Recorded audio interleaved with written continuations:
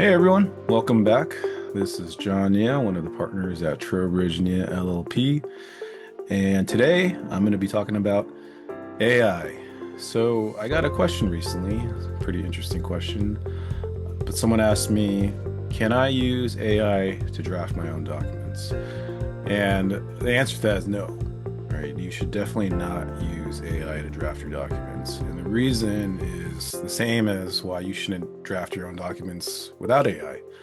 You're not an attorney, doing legal work without having a legal license is illegal.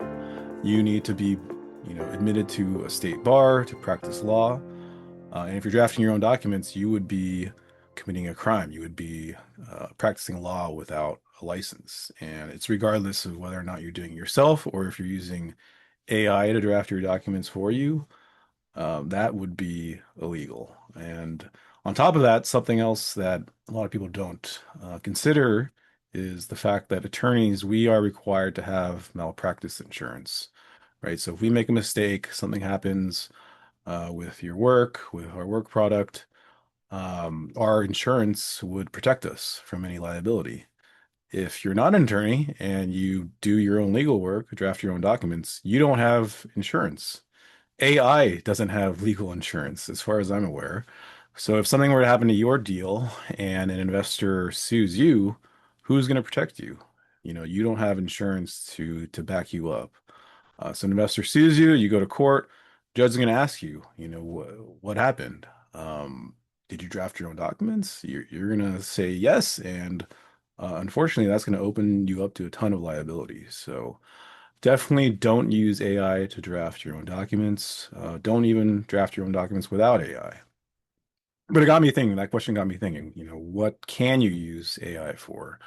The way I see it, AI is a tool, right? It's a pretty sophisticated tool that you can use. A lot of attorneys use AI in their practice for various things. So what can you use AI for? So I came up with a list of things that I think, it could apply. First being research, right? I think AI is a great tool for summarizing articles, summarizing case law, summarizing any topic that you're not familiar with. You just, ask ChatGPT or Grok or whatever AI platform you're using, ask them a question, a prompt like, oh, can you summarize this legal topic for me? And it's very, very useful for that purpose. But I think you have to be careful when you're doing that.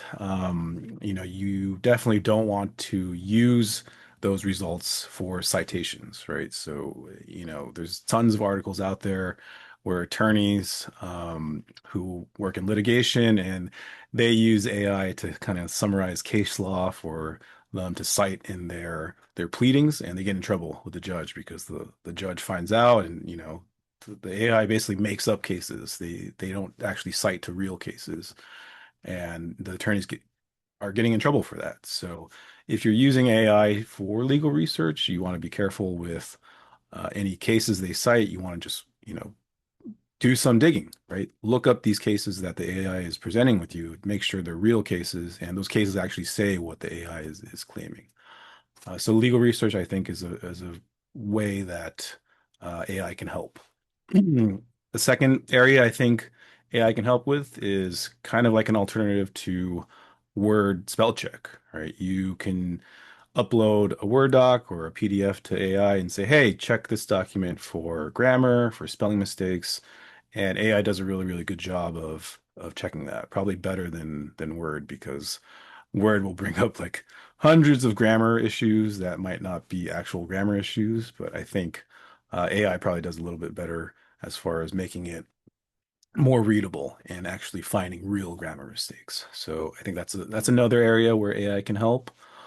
Another area is comparing two documents, right? So in our practice, we see many, many different versions of the same documents. And sometimes, if another attorney or another party is working on the document, they might not properly identify which version it is, which one is the most up to date. So you get two documents, you're not sure which one is the most up to date. You want to see what's the differences between the two. You upload both to AI and you say, hey, compare these two documents, and the AI will spit out this summary of all the differences.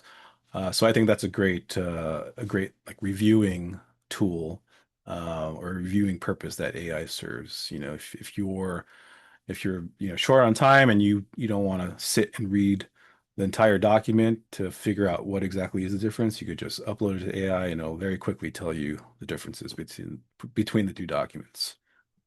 I think another area that AI can be helpful with is checking the document for internal consistency, right? So again, reviewing the documents for you, like making the review process faster for you. So you tell AI, hey, check all the defined terms in this document. Make sure that they're all consistent within the document.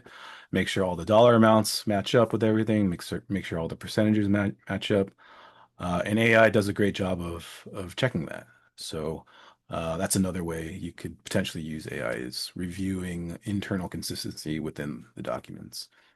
And the last kind of way I think AI can be useful is um, similar to Word. Word has this replace all function, right? You click search and replace all to update the document for, maybe there's a specific term that you want to switch out in the document. I think AI can be helpful with that. But again, I think you need to be careful when you're doing that. You don't want to replace, um, critical terms within the document if you're not an attorney. Again, right? So you shouldn't be drafting your own documents. You shouldn't be editing your own documents as well along the same line, right? Like, you're not an attorney. You need to have your attorney doing all the work, the legal work for you because they're properly licensed. But I think if, say you want to change the document a little bit to maybe just like change a date or something simple like that, then you don't want to, bother your attorney and have them do additional work for you and charge you an additional fee. And it's something very, very basic, like just updating a date in the document. I think you could use AI for that purpose. But again, at the end of the day, AI is just a tool, right? It cannot replace a person, an attorney. As far as I'm aware, there's no AI right now that is able to do that. Maybe one day there will be. That's a whole nother discussion that we could have, a whole nother video that we could explore.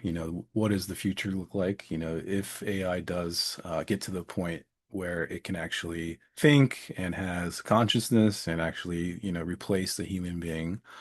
We're not there yet, right? So AI right now is just a tool. It's just another piece of software that you can use to make your life a little bit easier.